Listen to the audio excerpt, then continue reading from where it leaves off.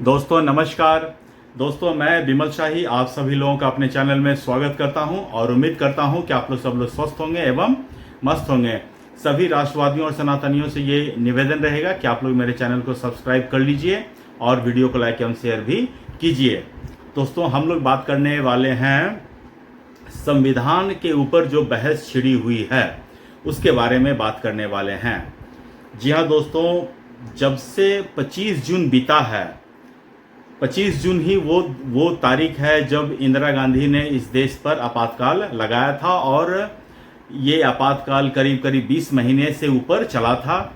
और इस आपातकाल का सहारा लेकर इंदिरा गांधी ने संविधान में ऐसे ऐसे संशोधन किए जिसमें एक संशोधन बहुत महत्वपूर्ण है और वो संशोधन है संविधान का 42वां संशोधन, जिसे 1976 में किया गया था। तो इस संशोधन में उन्होंने जो हमारे जो संविधान है उसकी प्रस्तावना जो वी द पीपल, हम भारत के लोग से स्टार्ट होता है, उसमें उन्होंने सेकुलर और सोशलिस्ट शब्द जोड़ दिया था। इससे पहले हमारे संविधान की प्रस्तावना में ये दो शब्द नहीं थे। अब जो है आरएसएस के एक प्रचारक हैं दत्तात्रेय हसबोले साहब, उन्होंने 2 दिन पहले ये कह के बहस छेड़ दिया कि संविधान की प्रस्तावना में सेकुलर और सोशलिस्ट शब्द की जरूरत नहीं है, क्योंकि भारत का जो संविधान है वो मूल रूप से डेमोक्रेटिक है। इसका मतलब कि वो सेकुलर भी है और सोशलिस्ट भी है। किसी विशेष तरह का ट्रीटमेंट की जरूरत नहीं है। डेमोक्रेटिक में सारे चीज आ जाते हैं। तो जैसे ही आरएसएस के प्रचारक ने ये अपना स्टेटमेंट दिया, देश में बवाल तो मचना ही था। कांग्रेसियों ने, आरजेडी वालों ने, समाजवादियों ने, आम आदमियों ने, मतलब कि सब ने ये कहा कि बीजेपी जो है वो संविधान विरोधी है। मैं दोस्तों ये पूछना चाहता हूं कि अगर बीजेपी संविधान विरोधी है, जिन्होंने आज तक इस तरह की संविधान की बदलने की मंशा कभी नहीं दिखाई, तो जिन्होंने 42वां संशोधन किया है, क्या वो संविधान समर्थक हैं? दोस्तों बाबा साहब ने 1927 में मनुस्मृति जलाया था और मुझे दुख के साथ कहना पड़ रहा है कि 1976 में 42वें संशोधन के साथ कांग्रेस ने बाबा साहब के संविधान की आत्मा की हत्या की थी। ये बहुत ही शर्मनाक बात है। और जिन कांग्रेसियों ने ऑलरेडी संविधान की हत्या कर रखी है, वो आज ये सिर्फ एक लाल डायरी लेकर घूमते हैं और कहते हैं कि हम संविधान को बचाएंगे। सोचिए, संविधान के जो हत्यारे हैं उनके वंशज संविधान को बचाने चले हैं। कितनी शर्मनाक बात है दोस्तों इसी कड़ी में आज भारत के उपराष्ट्रपति धनखड़ साहब, उन्होंने भी अपना जो एक स्टेटमेंट है वो दिया है।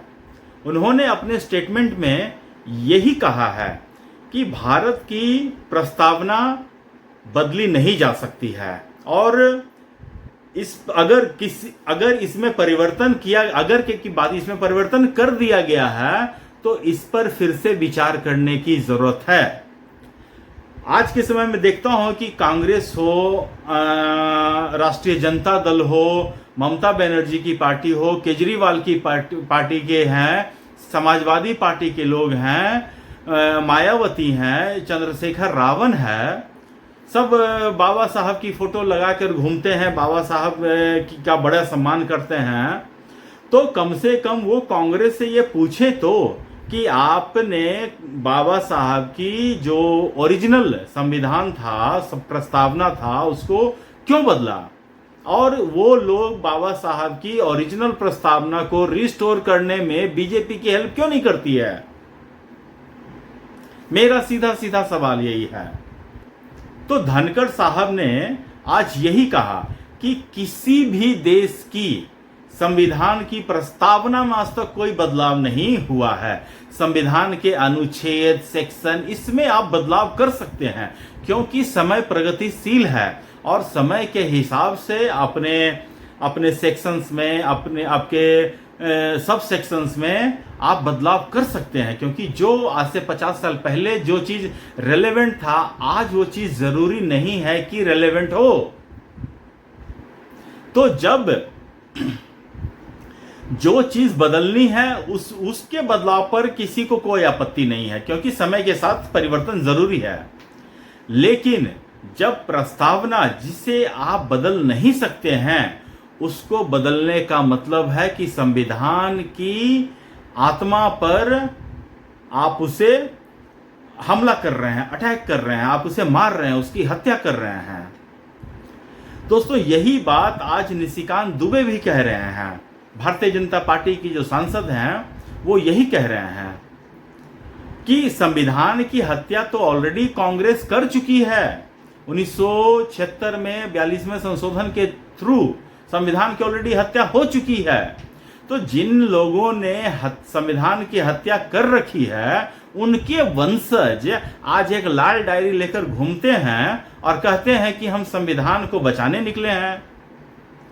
भैया, ये कैसा बचाव तुम कर रहे हो?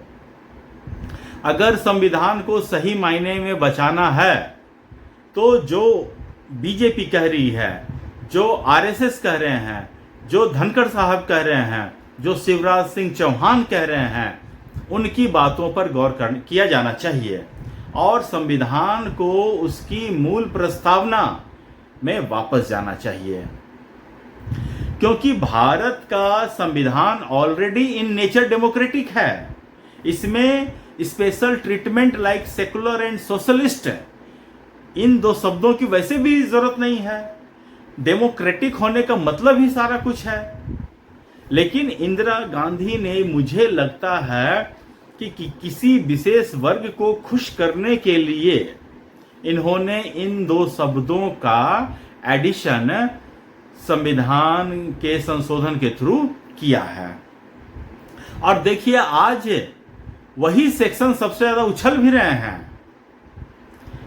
भारत से सेकुलर शब्द हट जाएगा तो क्या होगा? अरे, सेकुलर शब्द हट जाएगा तो कुछ नहीं होगा। सेकुलर शब्द डालकर तुमने क्या कर लिया? जो सेकुलर शब्द हटकर क्या हो जाएगा? 1947 से लेकर 76 तक सेकुलर शब्द नहीं था, तो क्या अत्याचार हो रहा था जो 1976 के से लेकर अब तक रुक गया और आगे फिर वो स्टार्ट हो जाएगा? इन सब सवालों का जवाब किसी के पास नहीं है और ना पब्लिक इन सब सवालों का जवाब सुनना चाहती है। पब्लिक तो सिर्फ अपने नेताओं के एक इशारे पर उनके कहे हुए रास्तों पे चल पड़ते हैं और फिर वही धरना, प्रदर्शन, आगजनी, यही सारा चीज इस देश में चल रहा है। संविधान बचाने के इस एक किताब का जो दिखावा करके राहुल गांधी एक पूरा चुनाव में अपनी स्थिति अच्छी किए हैं। 50 से सिर्फ 99 सीट जीत लिए हैं। अब वो चाहते हैं कि ये संविधान का पूरा जो नारा लेके जो चल रहे हैं, वो हर एक चुनाव में वो यूज करेंगे। लेकिन हर एक चुनाव में ये आपका दाल नहीं गलने वाला है राहुल गांधी जी। आपने हरियाणा में ये इस्तेमाल किया, नहीं चला। आपने महाराष्ट्र में इसका यूज किया, नहीं चला। अब अगर आप सोच रहे हैं कि बिहार में इसका यूज करेंगे 2015 की तरह, तो इस बार बिहार तैयार बैठा है आपको सबक सिखाने के लिए। बिहार 2015 का दोस्तों मुझे याद है कि उस समय आरएसएस के चीफ मोहन भागवत जी ने जयपुर के किसी कार्यक्रम में उन्होंने एक लाइन कहा था कि जो भारत में जो आरक्षण की व्यवस्था है उसकी समीक्षा होनी चाहिए। बस उन्होंने इतना सा एक लाइन कहा था। आज आरक्षण की समीक्षा के पक्षधर में आरक्षण वाले लोग भी हैं। खुद चीफ जस्टिस ऑफ इंडिया जो एक रिजर्व कैटेगरी से आते हैं, उन्होंने साफ साफ कहा है कि मैं दलित हूं और अपने मेहनत के दम पर रिजर्वेशन का फायदा उठाकर इस लेवल तक पहुंचा हूं, लेकिन मेरा बेटा जो है वो रिजर्व नहीं है, वो दलित नहीं है, उसे अपने मेरिट पर ही कोई चीज पाना होगा। जब मैं सीजीआई बन गया उसके बाद भी अगर मेरा बेटा रिजर्वेशन ले रहा है तो फिर मेरे इस पोजीशन पर आने का मतलब क्या हुआ?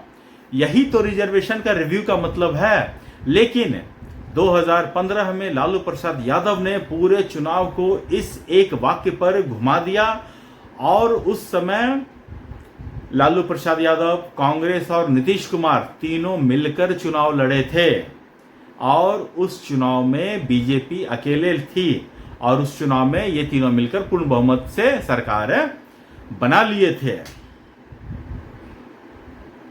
तो वो कुछ ऐसा सोच रहे हैं कि 2025 में भी वो 2015 रिपीट कर सकते हैं, जो कि मुझे बहुत मुश्किल लग रहा है, क्योंकि इस बार लालू जो है एक लंगड़े घोड़े पे सवार होकर चल रही है और नीतीश कुमार बीजेपी और चिराग पासवान एक दल में हैं और लालू यादव अकेले हैं और लंगड़े घोड़े कांग्रेस पे का साथ लेकर चल रही हैं। तो दोस्तों देखिए, ये बहस अब लंबी छिड़ चुकी है और इस पर ये कोई बहस सिर्फ बहस के लिए होना चाहिए, ये मुझे ठीक नहीं लगता है।